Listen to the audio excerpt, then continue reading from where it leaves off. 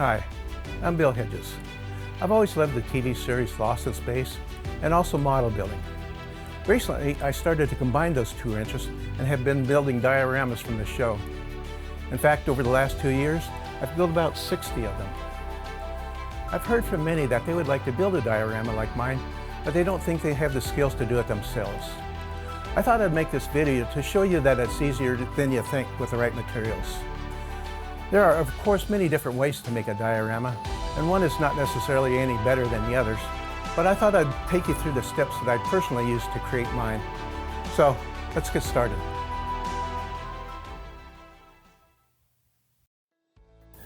First of all is to decide just what your diorama will look like.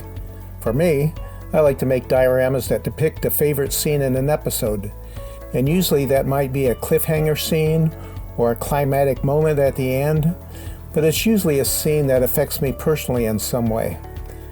I like to create dioramas of scenes that tend to draw me into them, that I want to step into and be a part of and experience firsthand.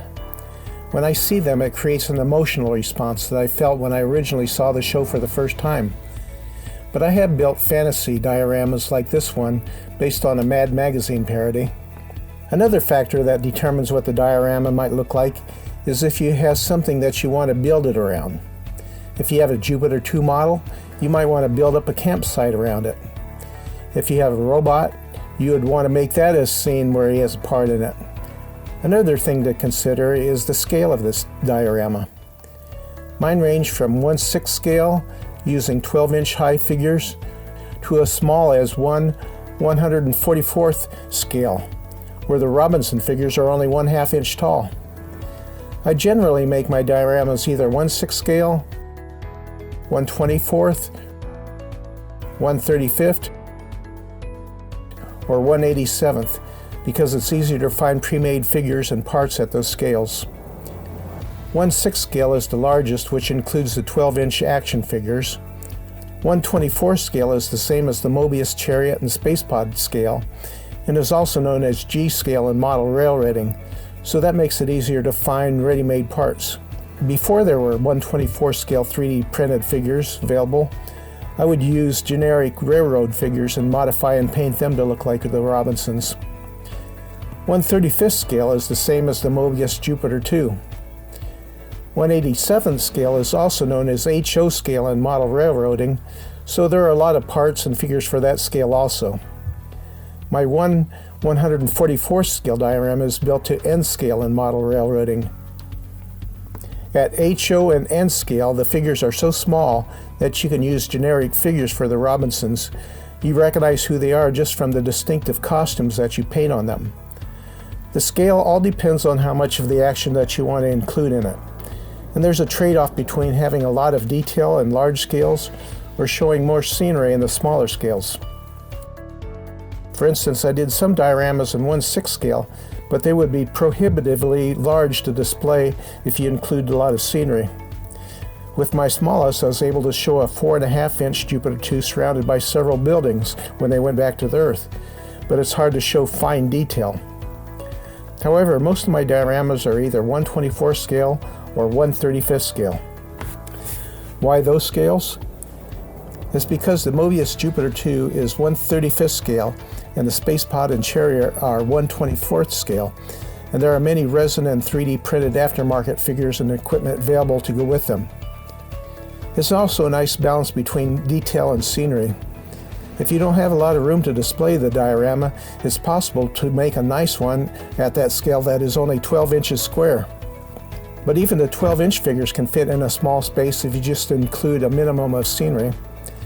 I've used 1/87th scale for a few dioramas when I needed to show a very large area, like Stage 6, where Follow the Leader was filmed, or Stage 17 for the Time Merchant. I look for HO model railroad figures and paint their costumes on to look like the Robinsons. And of course, you can buy some ready-made equipment at that scale. For this video, I'm going to demonstrate how I build 4 different dioramas. I sometimes build more than one at a time because instead of waiting for parts for one or for paint to dry, I can switch to another. Also, these 4 will demonstrate different techniques since every diorama is unique. The ones that I'll primarily be building are scenes from the junkyard in space, fugitives in space, the lost civilization, and the dream monsters, which will demonstrate a range of different building techniques and what they have in common. First off, I decide what part of the episode that I want to depict. I want it to be special to that episode, not just having the family sit around the table, which could be a part of any episode. For one I did of Junkyard in Space, I like the shot of the robot hanging by the magnet in the teaser. I always start by printing photos of the screenshots for whatever will be in the dioramas. Those not only help me design the scene, but I use them, as you'll see later, to determine the size of the objects in the scene. For Junkyard, it was easy to decide on the scale since I wanted to use the Mobius 1/24 scale space pod and robot. For any diorama, for instance, a visit to a hostile planet or space creature, I start by doing a mock-up of this scene with the models and use the bits of wood and cardboard. That helps me decide how much of the scene that I want to include, which will determine the dimensions of the base of the diorama. A simple way to make complex control cabinets with a lot of detail is to just cut most of them out of blocks of wood to get the general shape. I import a good photo of them into Photoshop and print out the control panels and glue them on. In Junkyard in Space, I wanted to show some of the other junk lying around, making it a dismal landscape. I made one cabinet out of sheet styrene. For another cabinet, after gluing on a photo of the controls, I drilled small holes in it and inserted wires so they look like knife switches for a more realistic look. Since it's supposed to be junk, you need to weather it. I just dry brushed some raw sienna paint on it to make it look rusty. I did add a lighting kit to the SpacePod power core. Most of my dioramas don't have lights, but in a few cases it does enhance the scene. You can either buy ready-made lighting kits or make simpler lighting yourself with LEDs. Since the robot was hung from the ceiling on the show, I took the liberty of making a crane holding him up for the diorama. Other times that I've used lighting to enhance the scene is with the Antimatter Man, the Time Merchant, or campfires. For more complicated dioramas, I'll actually draw up a scale blueprint to use as a guide. That also lets me know how big the base should be. Then I cut that out of 1/2 inch plywood. The reason I like 1/2 inch plywood is it's thick enough for larger bases to keep them from warping. After cutting it out, I paint the edges and top with regular latex house paint. For outdoor sandy scenes, I just use a tan desert colored paint. For the Lost Civilization diorama, I had bought some 3D figures and they were 1/24 scale. So I chose the scene where Will first meets the Major Domo. For the black and white episodes, there are some behind the scenes or publicity pictures that show you what the colors should be, but sometimes you just have to guess or go with what you think looks good to you. Another diorama that I've built is from the Dream Monster, the cliffhanger scene where Penny confronts Radiant and Sesmar. I bought a set of 3D figures that were custom designed specifically for this episode. Penny with her pigtails, Radiant frozen with his arms up, Sesmar with his 2 assistants. The last diorama is Fugitives in Space. It involves scratch building a structure which can be built by just gluing together bits of hobby craft wood. So now I'll go into the actual building of these dioramas.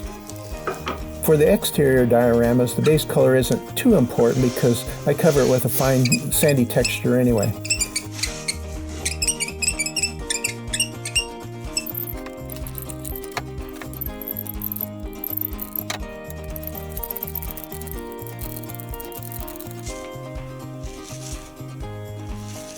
I normally use Woodland Scenic's buff sand and apply it by first coating the base with either Woodland's Scenic Cement, or lately I'll make my own cheaper mixture by using matte Mod Podge mixed 1:3 with water.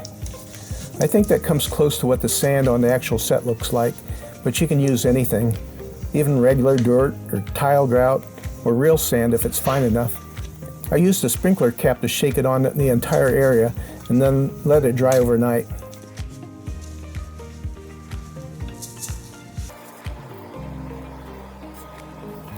The next day, when it's dry, some of the thicker areas of sand might still be loose, so I add my scenic cement mixture to a spray bottle and soak it up some more.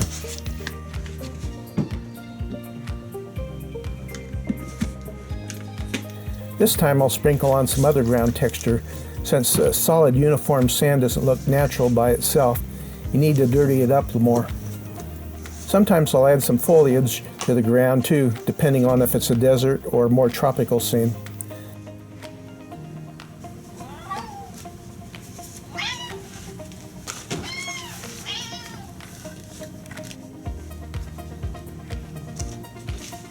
Then I'll spray on another coat over that and let it dry well. Next I make the boulders, and I usually carve those out of high-density styrofoam insulation. You can use regular packing styrofoam, but it's not as easy to sand and shape it. I always have a sheet of the high-density foam laying around, so I cut off a rectangular large enough for the boulder. It comes 2 inches thick, which is wide enough for most boulders, but it can be glued together if you need a deeper boulder. Once I determine what the full-size ones are, I divide those dimensions by whatever scale I'm making, in this case 24, and come up with the rough size of it in inches. I use photos of the boulder to draw out its profile and cut it with a small keyhole saw, and then shape it roughly as it appears in the photo.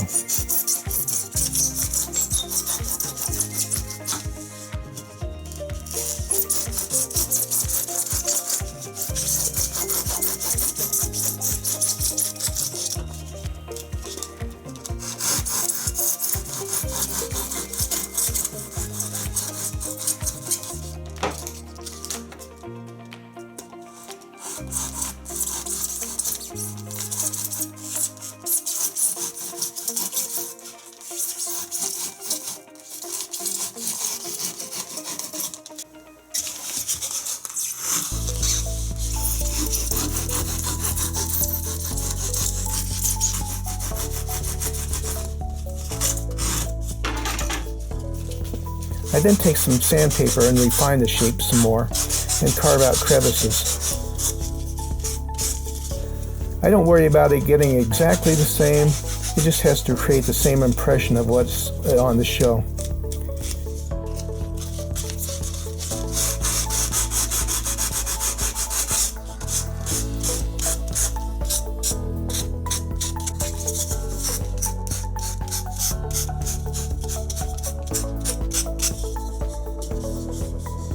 Next, I paint the boulders with a base coat of tan or gray paint, depending on the look I want, which also seals it. Once it is dry, you can bring out the crevices by giving them a very dilute wash of black, which wicks into the cracks and adds depth to it.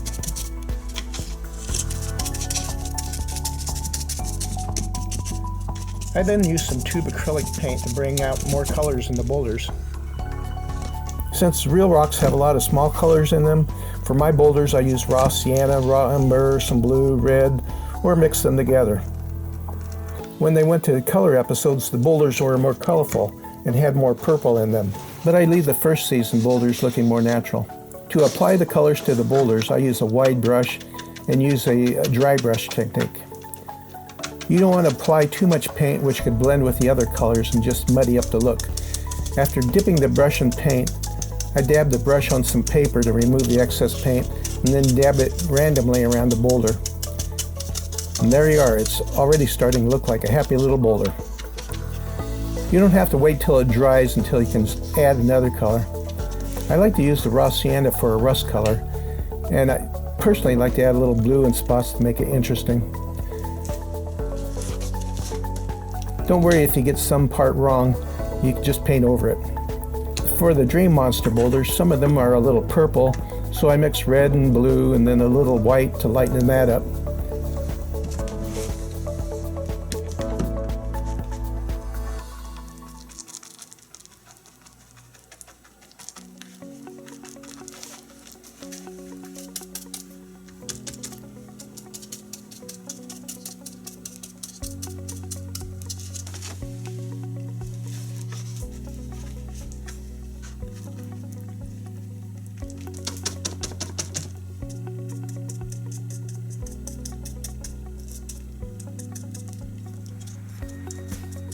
The fugitives and space boulders all get a predominantly reddish color with some gray mixed in. Although I keep first season boulders looking more realistic, season 2 had more colorful boulders, so I use a variety of colors. You can even add a little yellow for lichen on the rocks.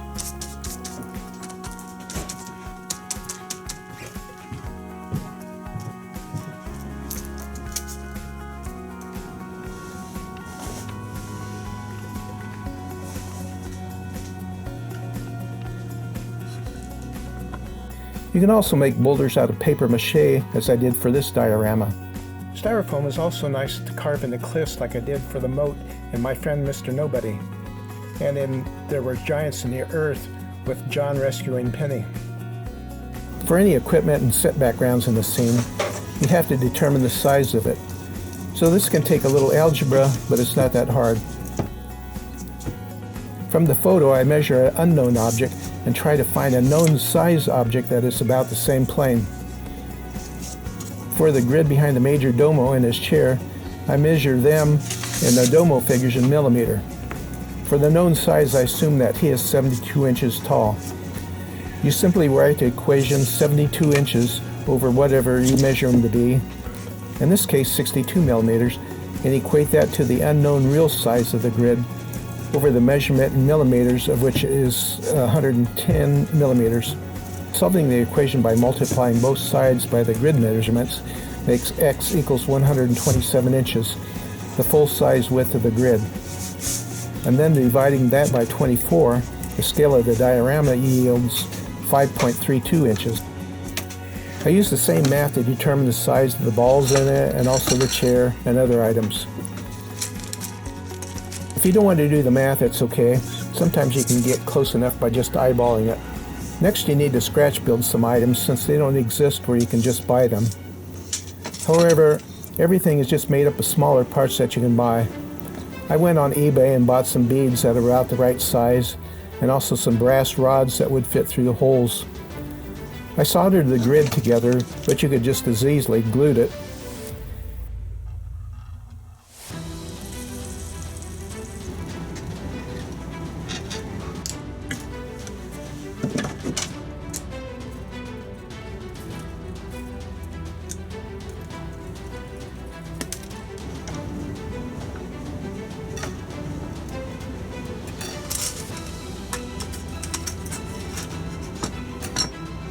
An even easier way to create the grid background is just Photoshop it and print it out as a background in the right scale.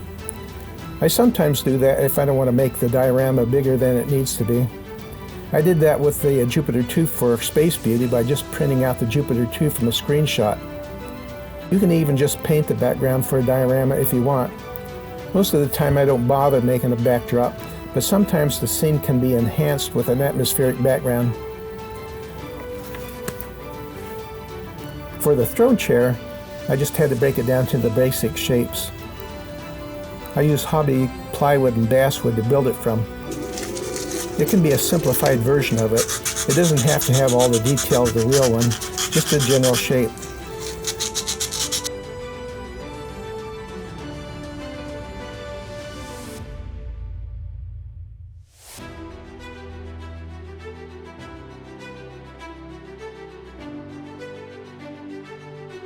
I do the same with other items. I made the curved base of the chair out of styrene plastic sheet. It needed a curve in it, so I laid it out on a can with the same radius and then carefully heated it up until it was soft enough to bend. I glued the legs on plastic cement.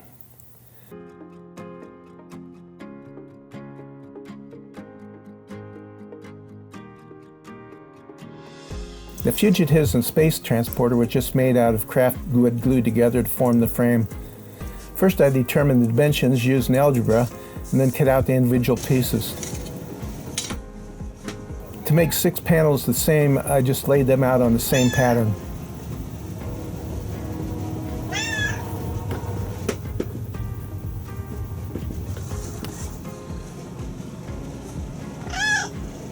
I used the same craft plywood for other projects as well. The Wish Upon a Star spaceship is made from thin plywood ribs and glued together. I just covered it with aluminum foil like they did with the real one. You can even make a spaceship out of wood. Use thin craft plywood for the ribs and cover it with an even thinner 1/32 thick plywood, which you can cut with scissors and is thin enough to bend easy. A little filler helps smooth it out. It's always hard for me to make something nice and have to do the opposite and have to age and weather it, but I like how it matches the original scene. I'm always saving bits of small things that would be trash to most people, but I think how I could somehow use it in future dioramas. I looked in my bin of stuff and found these 2 plastic eggs to make the fire bowls from and some clear tube to use for the columns. For the flames, I hot glued some wires to a base to provide a little structure for the flames, then applied hot glue to them, then stretched it out and worked it to take the shape of the flames. Then I just painted it yellow to represent the hot part of the flames, then orange further up, and finally red at the tips where it would be cooler.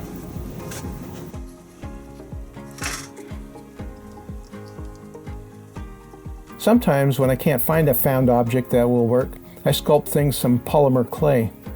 This is a great material for sculpting small items.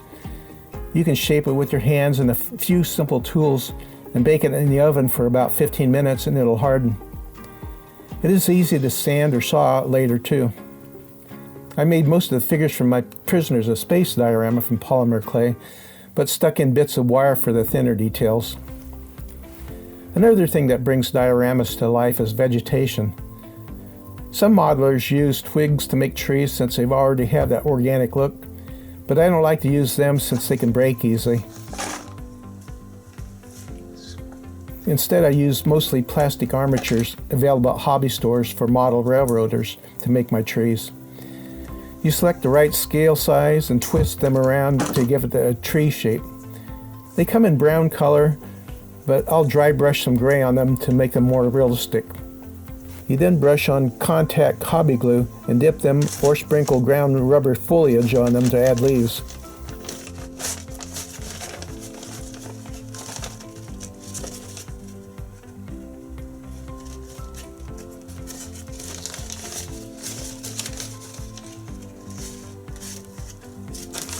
Sometimes I'll make an extra effort to make a tree more like one on the show, especially if it's predominant in the scene. I'll often make up my own alien-looking plants by gluing bits from one plant onto another stem.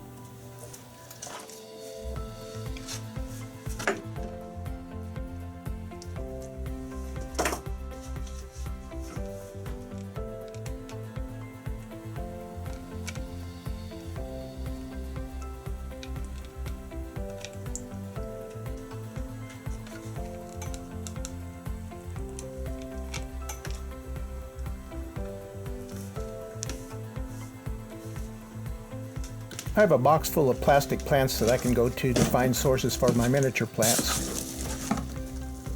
I go to the craft stores and look for plants that have small-scale leaves or flowers on them. For this tree, I like the stem of one plant and glued branches from another one onto it to match a tree on the show.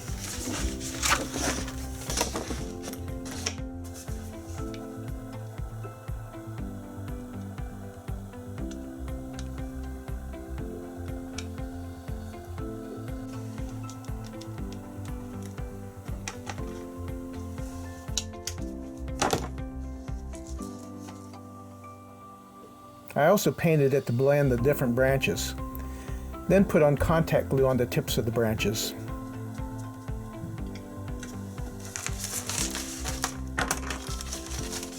I then took some fine turf ground cover meant for model railroading and sprinkled that on.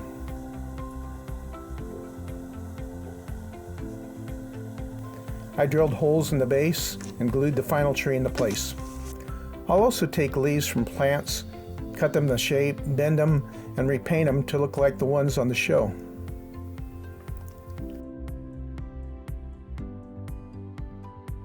For smaller plants and brush, I'll glue on foam clump foliage with PVA glue. It looks white at first, but it'll dry clear. Lichen also works well for brush. You can tear it and shape it to get the look that you want.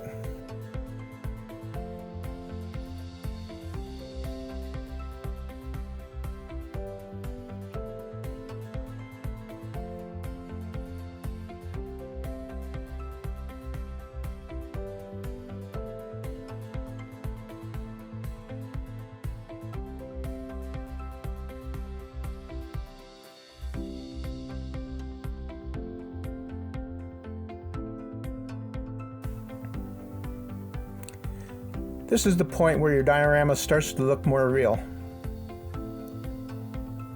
You can glue on small twigs that look like broken branches, and also vines.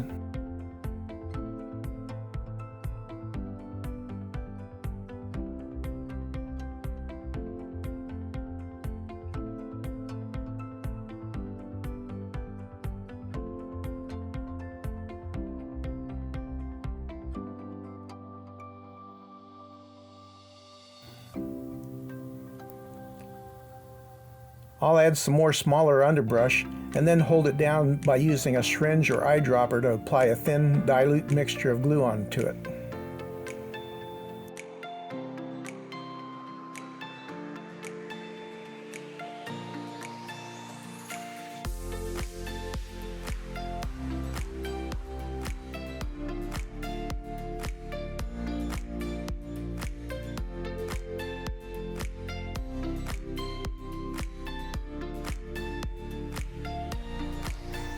Sometimes you can make a tree just like they did on the show. Turn a tree upside down so the branches become aerial roots, and then glue on leaves and flowers. For a dead dormant looking tree, I applied contact glue to the branches and stuck on fall colored lichen.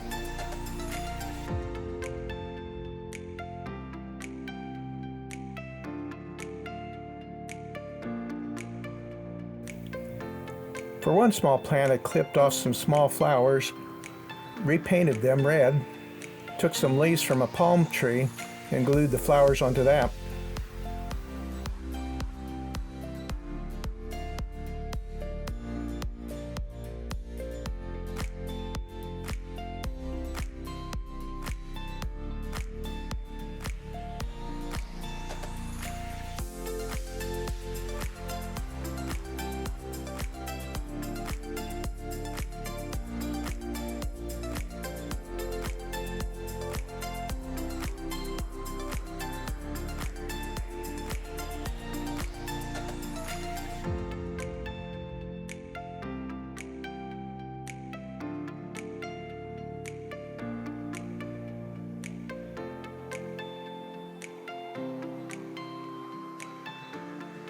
The final touch, Penny's Canteen, which I made out of wood. As you look around, you'll see many things that you can modify for miniature plants. Nothing has to look exactly like that on the show. It just has to suggest the same look. It's the overall look of the diorama that you're going for, not the small details that you can only see close up. After all the rest of the scenery is in place, then I add the Robinsons or alien figures. They come unpainted, but it's not that hard to paint. At the smaller scales, you don't have to worry so much about the small details like their faces. They are identified more by their clothing since each one is distinct, and also by their hair color. The first thing I paint is their face with some flesh-colored acrylic paint using my smallest brush. At the smaller scales, I don't even try to paint their eyes. I can never get them to look good. And don't worry about keeping the paint on just their faces and hands. Everything after this gets overpainted anyway. Next comes the hair color.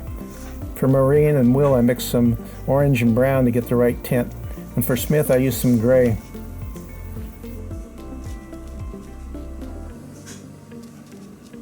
I use flat acrylic paint since you don't want them shiny, and it also dries fairly fast. I always start at the head and work down.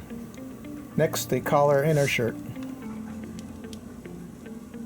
I then carefully paint the collar stripe around their neck and chest, trying to keep the edge line straight on the inside. Don't worry about the outside edge if it's too wide. Also, if you accidentally make a mistake, it's easy to paint over it.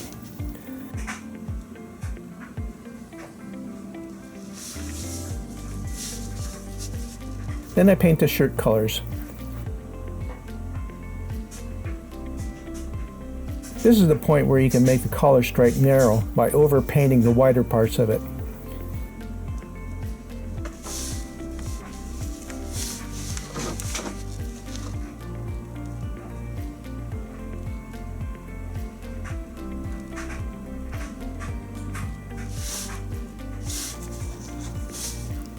Moving on down, I paint the pants and finally the shoes.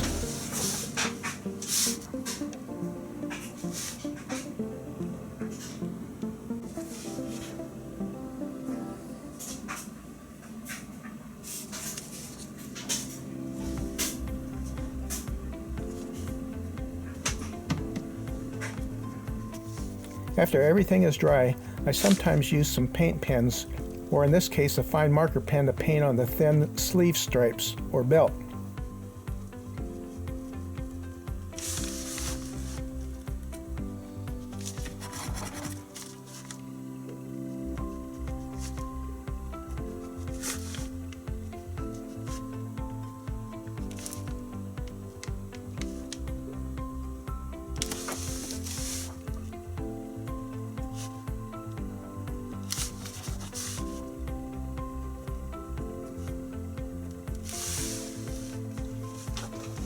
Since The Lost Civilization was a black and white episode, it helps to have some color references, like publicity or behind-the-scenes color photos, to know what colors to use. The princess's dress color has to be custom mixed to match this photo.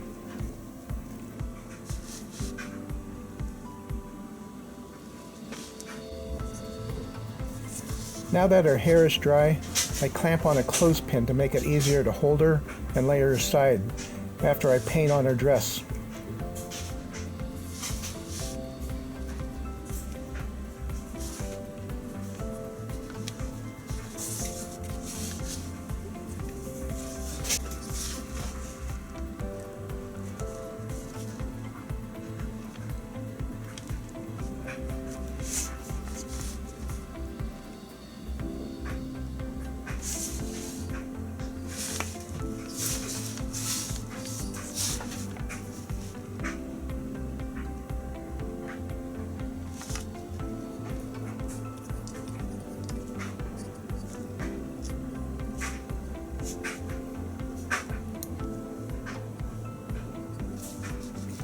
It was a little harder to know how to paint the Major Domo's costume, since there were no color photos of him for reference. So you just have to guess. Since gold represents royalty, I painted his costume gold and drew on a black pattern. Again, the fine tip marker works better than a brush for some features.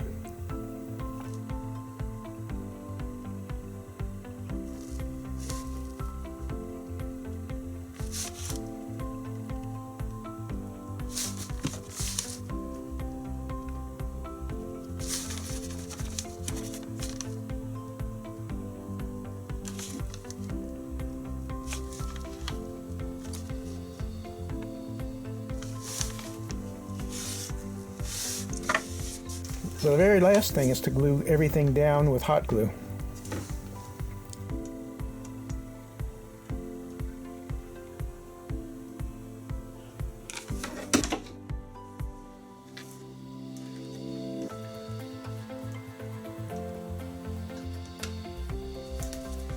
For this diorama, I was able to find the right Anubis dog scale figures on eBay, and also the clear acrylic tubes.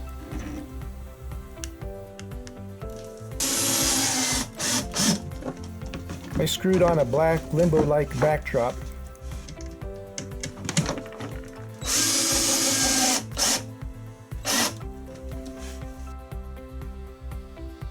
And finally added the figures.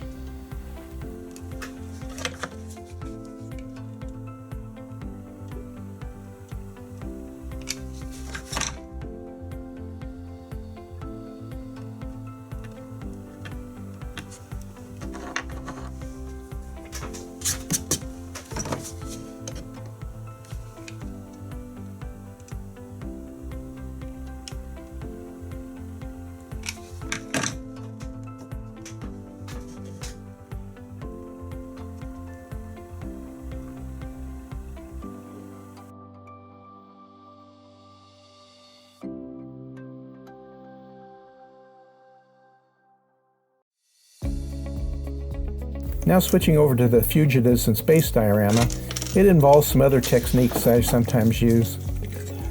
Since the robot sentry is kind of spindly, I decided to make him out of metal. I cut out some thin aluminum and bent it around to make the torso, and just used brass rod and some beads for the legs.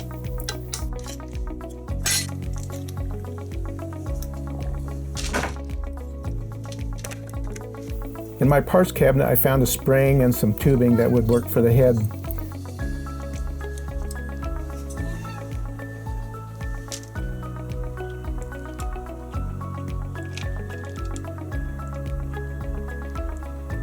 I didn't have to solder any of this together, it's all glued, but I did use some spot putty to smooth the seams and as a filler.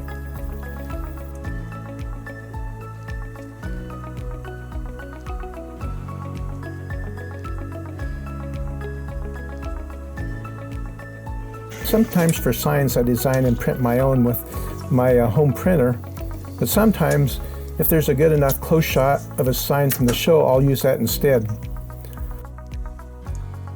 I open it up in Photoshop to the right size. Maybe I skew it to square it back up if it's crooked.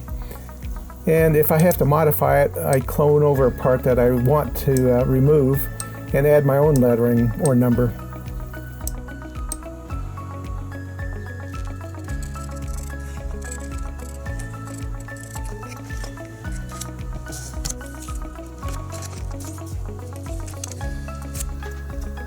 I made up a few more parts from brass tubing and plastic and used hot glue to attach everything.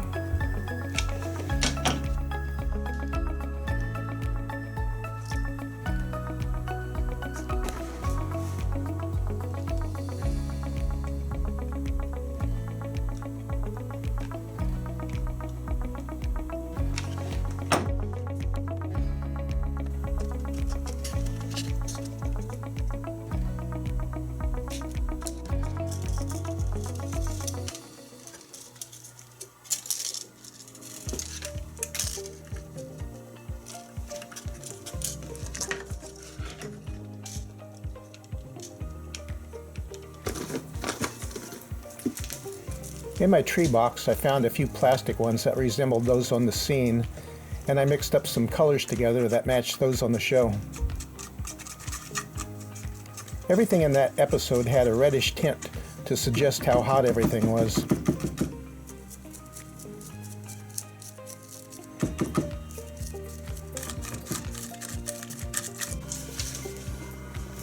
I drilled out some holes for the trees and hot glued them down.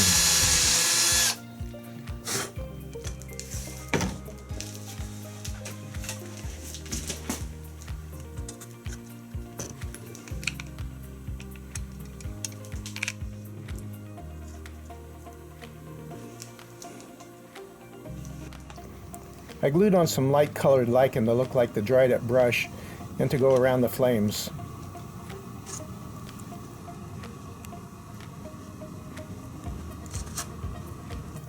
And I also added a few sticks.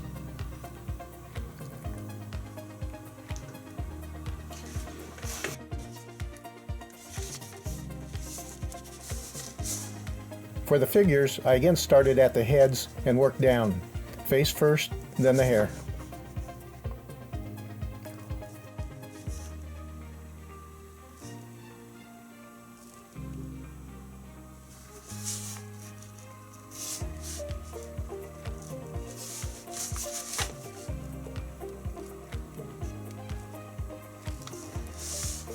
All their prison clothes were the same, so I used photos that I printed from screenshots from that episode as a guide for mixing the paint.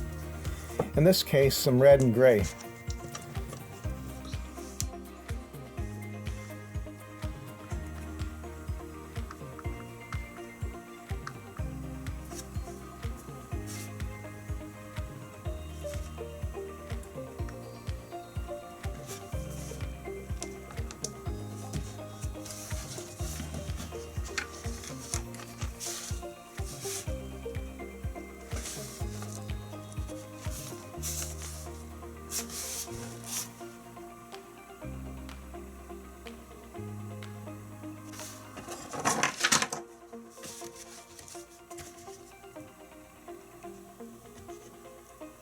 The clothespins are handy to hold the figures as I work my way down.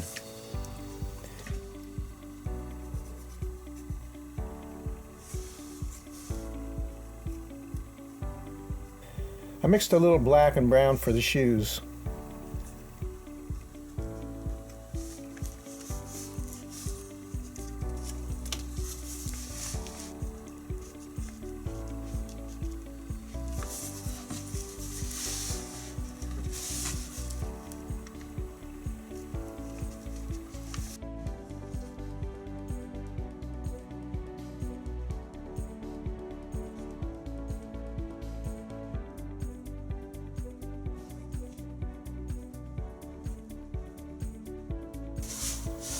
Finally, I painted on their stripes using gray paint.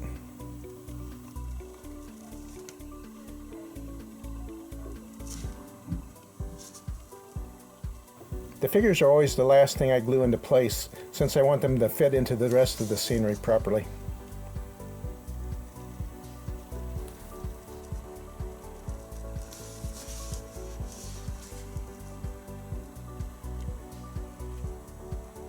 When I painted on their stripes, if I made it crooked or too wide, I would just go back over the base color and straighten out the stripes. Painting mistakes are easily corrected.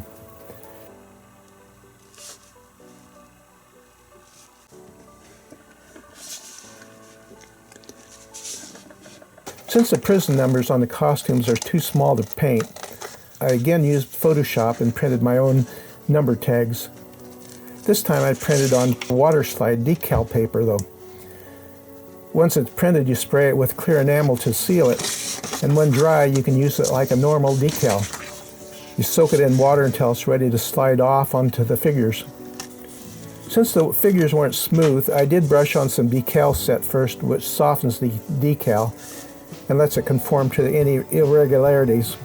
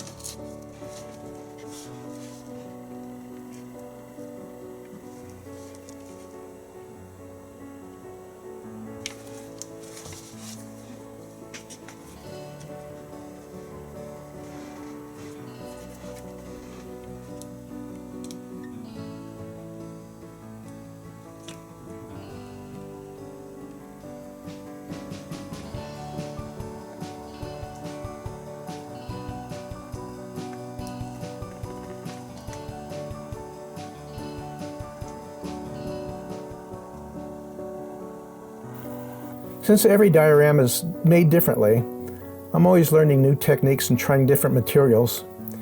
I've used plaster of Paris to make a crevice or craters. Paper mache is nice to work with too. You can buy bags of it pre-mixed and you just add water. And I've used that for hills and cliffs. If you have a 3D printer, you can use that to make your own items from readily available files. And you can make it to any scale you want. I printed pieces of the matter transfer unit and glued them together to make a 1/6 scale version of it for Return from Outer Space. But I also made a 1/24 scale version of it as part of the Space Cropper spaceship. And there you have it. Using figures and models in a diorama really brings the scene to life. One thing I say is don't worry about it being perfect. These dioramas should be built just for fun and without the idea that others might critique them for not being accurate enough. I get things wrong in mine all the time, but it's not just one model that you're looking at, it's the overall effect of the whole scene. They are not meant to be seen through a magnifying glass either. I still enjoy looking at mine because there's a satisfaction that you get when you see them finished, knowing that you created something from nothing and that this particular scene is special to you. Thank you for watching.